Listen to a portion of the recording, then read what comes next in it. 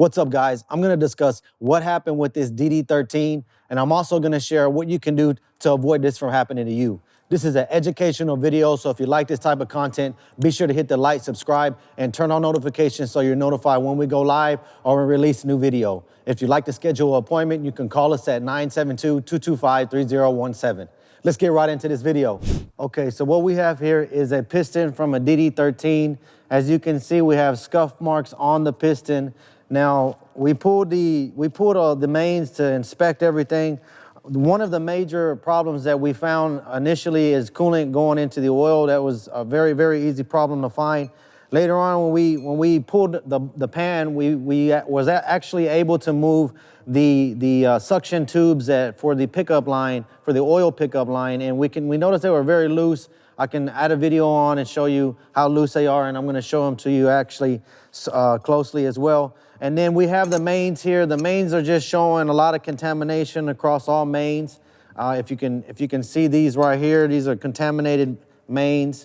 So what that happens when the contamination happens and the metal starts getting taken off the mains like this, what the piston rod, the journal of the piston rod ends up opening it up even more and causing the piston to kind of waddle out. And when that happens, it's not hitting directly. The piston's not going up and down in that precise angle because of the excessive metal that's coming off of the piston. So this is what ends up happening, and the cylinder runs hotter. You start having more problems, and the engine can start going downhill. I want to show you the oil pickup tubes and what we saw and what you can do to avoid if you have any of this issues come up on your truck. Okay, so what I have here is the oil pickup tubes removed. We've already taken this apart. Now, the O-rings are supposed to still feel like they're rubbery, but these are very, very tough O-rings. They have no kind of seal on there. This is one that's still on here, but as you can see, look how easy it's going on there. That just shows how loose that was. Now, if you guys aren't familiar on what these things do, these is what connects the oil pump to this pickup tube here and pulls the oil from the bottom of the pan. Right now it's upside down, so it would go into the engine like this. This is how it fits into the engine. Now, if these pickup tubes are running this loose and your oil pump's on this side, the engine is gonna starve of oil and it's gonna cause some major problems. So if you do have a low oil light come on, do not ignore it, get that checked out. This is part of a preventive maintenance step if replacing these O-rings. So I want to move over to the last part of the engine. We have the block over here. I'm going to show you that real quick. Now, guys, this is the position we don't want anybody in, but unfortunately, we're having to replace this crank on this because of the extreme damage that we found on it.